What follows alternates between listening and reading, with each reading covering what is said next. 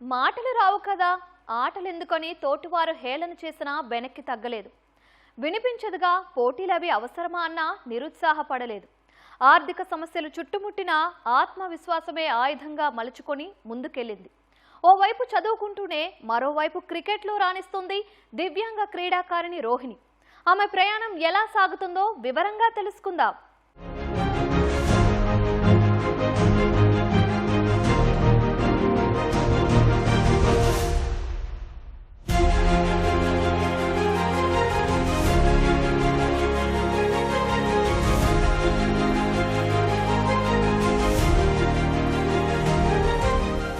పుట్టుకతోనే వినికిడి లోపం, మాటలు రావు.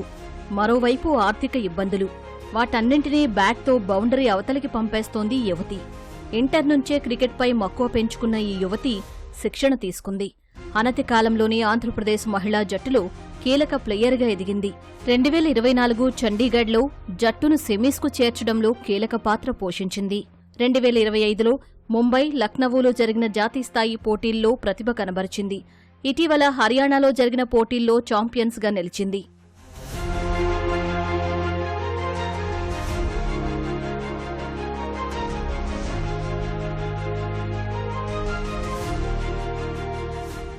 ఈ యువతి రోహిణి శ్రీకాకుళం జిల్లా పెద్దపాన స్వస్థలం. వలస కూలీలైన అప్పన్న, రమణమ్మ దంపతుల పెద్ద కుమార్తె. పుట్టుకతోనే మాటలు రావు, చెవులు వినిపించవు. ముగ్గురి ఆడపిల్లల్లో చిన్న అమ్మాయిది అదే పరిస్థితి. అయినా ఆ తల్లిదండ్రులు కుంగిపోలేదు. తోటివారికంటే తక్కువ కాదనే ఆత్మవిశ్వాసాన్ని వారిలో నింపారు. స్థానికంగా 3వ తరగతి వరకు చదివిన రోహిణి 10వ తరగతి విజయనగరం జిల్లా గర్విడిలోని ప్రత్యేక పాఠశాలలో పూర్తి చేసింది. ఏలూరులో ఇంటర్, విశాఖపట్నంలో బీకాం చదివింది.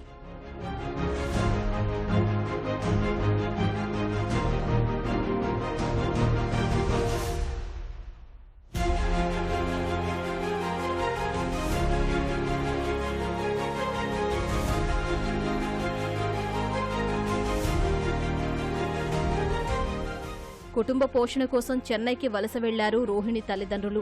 దీంతో నానమ్మ దగ్గరే పెరిగింది. ఇంటర్ చదివే క్రమంలో క్రికెట్పై ఆసక్తి పెంచుకుంది. గుంటూరులో శిక్షకుడు సిహెచ్ రఘు వద్ద శిక్షణ ఇప్పించడంతో క్రమంగా క్రికెట్లో రాణించింది. ఆర్థిక ఇబ్బందులు ఎదురైనా కుమార్తెలు నచ్చిన రంగంలో రాణించేందుకు కృషి చేస్తున్నారు తల్లిదండ్రులు. ప్రభుత్వం ఆదుకోవాలని తల్లి రమణమ్మ, నానమ్మ చిలకమ్మ కోరుతున్నారు. మాకు 3 పిల్లలు సార్. మేము మా పిల్లలు మా అత్తయ్య దగ్గర వదిలేసి మేము చెన్నై కష్టపడడానికి వెళ్ళిపోయినా మా అత్తయ్య చదివించుకుంది ఇప్పుడు వరకు. మేము కష్టపడి డబ్బులు తోలుతాను చూసుకుంది. ఇప్పుడు 3 అమ్మాయిలు మాకు. పెద్ద అమ్మాయికి మాటలు రావు, చిన్న అమ్మాయికి మాటలు రావు, మధ్యలో ఉన్న అమ్మాయికి మాటలు వస్తాయి. ఆమె చదువుతుంది వేలూరులో. ఈ పాప చదివింది ఇప్పుడు వరకు మాకు డబ్బులు లేక మేము కష్టపడడానికి వెళ్ళిపోయి మా అత్తయ్య ఇచ్చింది. ఇప్పుడు మా అత్తయ్య మాకు ఫోన్ చేసి రాయండి పిల్లలు ఉన్నారంటే వచ్చి వాళ్ళకి చూసుకొని వెళ్ళిపోయాం కష్టపడడానికి. క్రికెట్కి వెళ్తాం అంటే మాకాడ ఇప్పుడు డబ్బులు లేవు, పంపిస్తామంటే డబ్బులు లేవు, మాకు సాయం చేయడానికి. ఏదైనా గవర్నమెంట్ వాళ్ళు మాకు ఏదైనా ఉద్యోగం ఇస్తే మా పాపకు మూగి పిల్ల, 2 మూగోలు. మరి భూములు పట్టలే బాబు. మరి ఆమె చదివించిన ఎరంగ పరిస్థితి ఎరంగనేసి తల్లిదండ్రులు వేసి వెళ్ళిపోండ్రు. ఎంతో నాకాడ వదిలేండ్రు. నోరు లేదు, చెవులు లేనమాట బాబు. మేము అందరికి చెప్తాం కానీ నీ పిల్లకి జడ్డి మూగి చెప్పలేము. పలాన దగ్గర ఇయ్యండి అని మేస్టర్లు చెప్తే అక్కడ జాయిన్ చేయను గరిబిడ్లే. అక్కడి నుంచి అక్కడి నుంచి అనంగా మా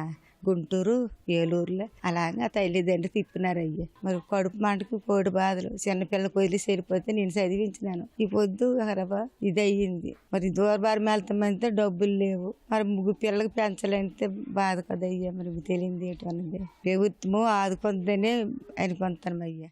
రోహిణి తల్లిదండ్రులు వలస కూలీలు కావడంతో ఆర్థిక ఇబ్బందులు తప్పలేదు.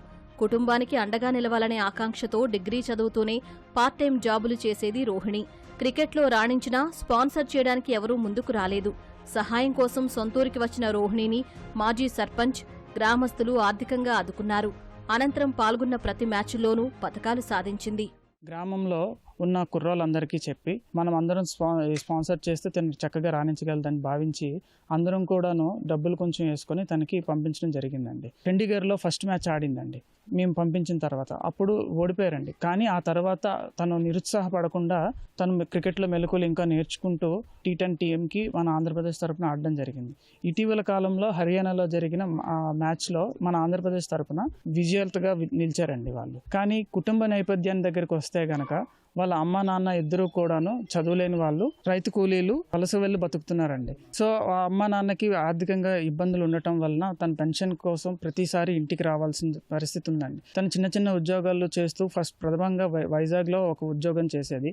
ఇప్పుడు ఏంటంటే బెంగళూరులో అమెజాన్ పార్సిల్ విభాగంలో తను ఒక చిన్న ఉద్యోగం చేస్తుందండి. కానీ పెన్షన్ కోసం ప్రతి నెల కానీ అట్లీస్ట్ 2 నెలలకు ఒకసారైనా రాకపోతే పెన్షన్ పోతుందన్న భయంతో ప్రతి నెల కూడా రావాల్సిన పరిస్థితి చాలా వరకు ఉందండి. తను ప్రతి నెల రావడం వల్ల తను సంపాదించిన కొంచెం డబ్బులు కూడాను ఇలా దారి ఖర్చులకి అయిపోవడం వలన తను చాలా సఫర్ అవుతుంది. తద్వారా తనకి ఏంటంటే డిగ్రీ కంప్లీట్ అయింది అండ్ స్పోర్ట్స్లో కూడా రాణిస్తుంది. కాబట్టి గవర్నమెంట్ దీన్ని పరిగణలో తీసుకొని వాళ్ళ కుటుంబానికి ఆర్థికంగానో లేకపోతే ఇంకేదో జాబ్ పరంగానో హెల్ప్ చేస్తే తనకి చాలా మంచిగా ఉంటుందని భావిస్తుంది. చిన్నతనంలోనే రోహిణి చురుకుదనాన్ని గమనించి స్కూల్ టీచర్ నేతాజీరావు ఆమెను గుంటూరులోని ప్రత్యేక పాఠశాలలో చేర్పించమని సలహా ఇచ్చాడు.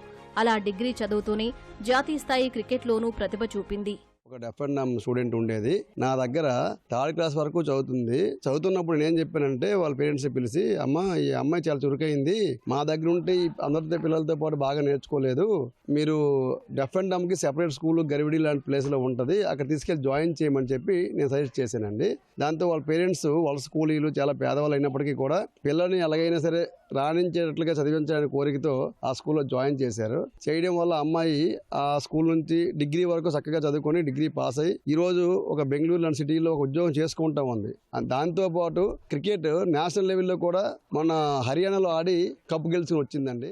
ప్రస్తుతం బెంగళూరులో అమెజాన్ పార్సిల్ విభాగంలో విధులు నిర్వహిస్తోన్న రోహిణి ప్రభుత్వ ఉద్యోగం సాధించాలనే లక్ష్యంతో ముందడుగు వేస్తోంది.